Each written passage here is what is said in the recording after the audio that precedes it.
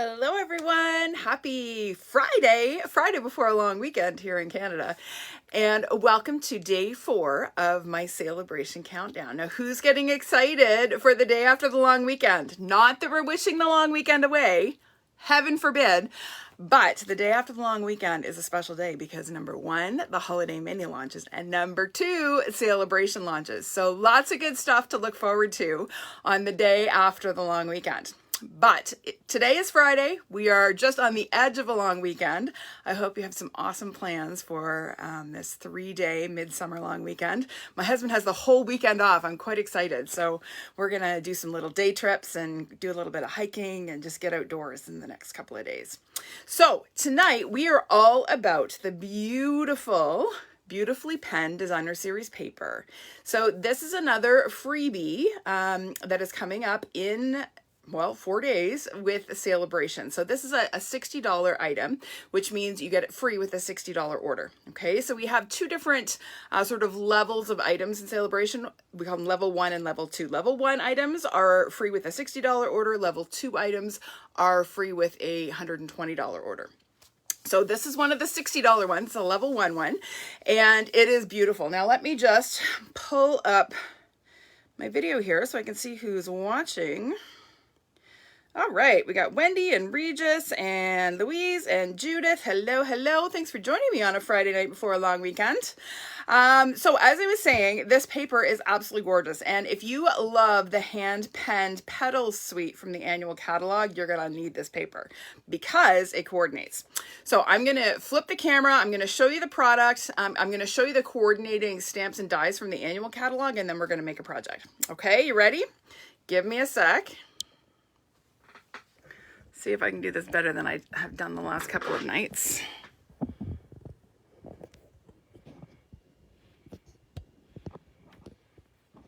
Get my cord out of the way and get this centered. There we go. We're in good shape. All right. Oh, hi, Violet. How are you doing? So as I mentioned, Saleabration starts August 3rd, which is Tuesday. So exciting. And there's a little sneaky peek of this beautiful paper on the cover of the catalog. I can't show you the inside of the catalog just yet, but if you have your copy, you can turn to page 7, which is where this beautiful paper is shown. Okay. So let's talk for a minute about the paper, and then I'm going to talk about the coordinating products. So the beautifully penned DSP, you're going to probably wonder why I only have 3 sheets here. Well, that's because this is like a bulk paper pack. There are 3 different patterns, double-sided of course, and you get 4 of each in the pack. Okay, so it's a little bit different than most of our designer paper packs. So we have these beautiful sort of gray and black tones. We've got the vines, we've got the stripes, and then we've got floral. And then when we flip over, we've got scallops, we've got more floral, and we've got polka dots. So super versatile paper. I mean, polka dots are perfect for everything, right? So are stripes. So there's lots of possibilities with this paper, not just florals and feminine cards, but so many things. I mean, how awesome would this be for Halloween cards, right? That sort of watercolored gray tone. So as I mentioned, you get 4 of each of these sheets in the paper pack. Great for mass producing. And then, of course, they coordinate with the beautiful hand-penned Petals suite in the annual catalog. So we have the stamp set and these gorgeous dies. And you've seen me use these. I did a whole video on this suite a few weeks ago. But you're going to see me use some of these products on the cards that I'm going to show you tonight. Okay, so that is the beautifully penned DSP. Now, the best thing about black and white paper is that you can color it, right? So I love coloring it, but I also love it just as it is. So the project we're going to make tonight is this one. So I kept the paper just black and white and added my pop of color by using the penned Petals dies. So let's get to it. This is going to be real quick because I've already done the embossing and the die cutting ahead of time. So to start, I have my background panel. This is just a piece of the DSP. It's 4 by 5¼ inches. And then I have another pattern from the DSP that is 4 by 4.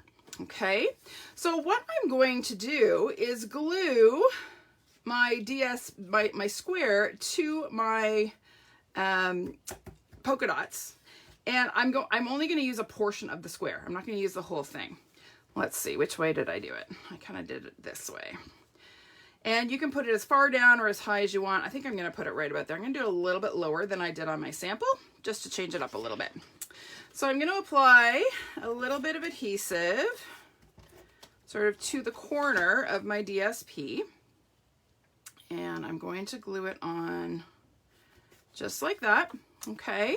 Then I'm just going to flip my paper over and trim off the excess.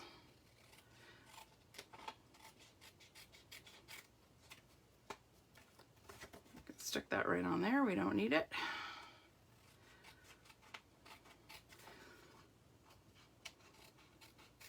You certainly could use a paper trimmer to do this if you wanted to, but it's just as easy to use the edge of your DSP as a guide and just trim it off with your scissors. There we go. Isn't that cool? Now I need to put a little bit more adhesive just in that one corner because I missed it. So we'll add just a little smidge of liquid glue up there. There we go. All right, so that's our background panel. Then we are going to layer that on a piece of Magenta Madness. It's 4 1/8 by 5 3/8. And that just provides this awesome pop of electric color. I love Magenta Madness. It's one of my very favorite colors. So this works so well with this black and white palette on this paper because you just get these awesome little pops of color. I like the angle too, Mary. It's kind of fun to do things a little bit off kilter from time to time. I know that bothers some people. Some people don't like things that are not perfectly centered and symmetrical, but it's fun to play around with placement and positioning and whatnot. All right. So actually, you know what? We're going to glue this onto our card base. We have a basic black card base for this one. It's 4 1/4 by 11 inches, scored in the middle at 5 1/2. So we'll fold in half along our score line. And then we're going to go ahead and glue this panel right onto our card base. Hi, Paula. Oh, yeah, for sure. Like, don't even bother measuring. And I mean, honestly, it's free DSP, so who cares if I wasted a little bit, right? Like, I would never try to measure the angle. It just eyeball it. And the cool thing is, like, this one I put farther down, right, than my sample. This one I use less of the paper, so you can play around with placement and whatnot. All right, so here I have, and I'll just show you quick with the dies, which die I use. So this is the solid die. The detailed die actually layers perfectly inside of it. Okay, so it's great for doing this kind of layered look. So I cut the solid die out of Magenta Madness cardstock, and then I cut the detailed die out of basic white. Now I used some adhesive sheets on the back, and with any luck, most of my bits, when I peel off my backing, will stick to my backing. Gotta love that. So I have a few little centers of flowers that did not come out, but you know what? I'm going to leave them because I kind of like it.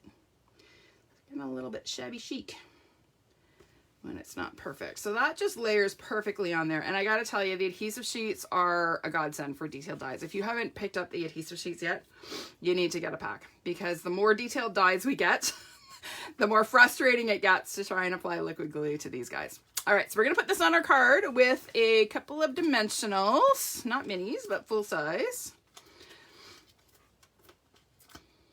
And I might actually put a mini down on the leaves. One there and one there. And we'll get rid of our backings. And that's going to go on at a little bit of an angle as well. Okay, and then, if I can find it, where did I put it? I had it. I'm sure I did. I remember seeing it. Oh, there it is. My sentiment. So this is stamped and heat embossed in white on basic black cardstock and then die cut using one of the narrow stitched rectangle dies. Okay, so that is going to layer on the front of my card.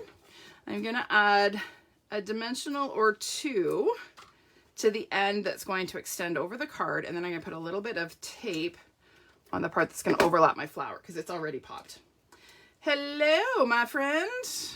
Did you do some zucchini-based baking today, Donna? I need photos. I got to see how they turned out.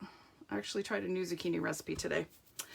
All right, so now we're gonna add a little bow. So this is new ribbon. This is going to be my favorite ribbon in this mini catalog, I can tell you right now.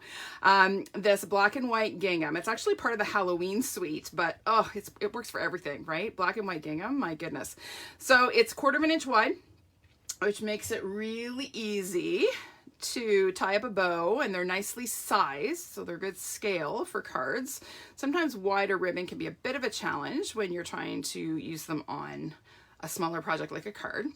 So I'm going to tie my cute little bow, and I don't have my ribbon scissors here, so we're going to pray that these cut nicely. Not bad. Didn't fray. That's good. And then our little bow is going to tuck just on, actually, you know what? I didn't pop this up enough. So we're actually going to put it on the corner of our label. On my sample, you can see I tucked it underneath. My knot's a little bit bigger on this one, so we're just going to tack it right onto the label. As soon as I find a glue dot, here we go. We're going to press the knot of our bow into a glue dot and adhere it to our label. Isn't that cute? Oh, love it. And then the last little touch is some Magenta Madness gems. Now, these are actually not Magenta Madness. These are actually polished pink, but because they're so iridescent, they totally work. So we're going to pretend they're Magenta Madness. Okay, don't tell anybody that they're not. No one will ever know. All right, so there is our super quick and easy card. Isn't that cute? Love this paper. Now I'll show you real quick just on the inside of this one. Again, I used a little scrap that I had left over from this piece of DSP that I cut on the inside of my card. I didn't add a sentiment because with a thank you card, you can do anything, right? The other piece is if you don't have DSP, you could always stamp images from the hand pen petal stamp set to coordinate. All right, so let me clean up my mess here. I'm going to show you a couple more cards. So this one is one I posted earlier this morning. So it uses this same DSP that we used on this card, but I colored it with my Stampin' Blends. Now, you'll notice if you look really closely that I wasn't super careful when I colored, and that's on purpose because the background on this paper is kind of watercolory and it's not like a solid black, right? So I kind of wanted it to be a little bit just like to kind of mimic that sort of look. So there's spots on my flowers where there's a little bit of white, or on my leaves, but that was done on purpose to kind of make it work with the gray background. So the colors I used on this were dark polished pink, dark Fleur de Flamingo, light Granny Apple Green, and dark Daffodil Delight. Okay, so those are the colors on my background.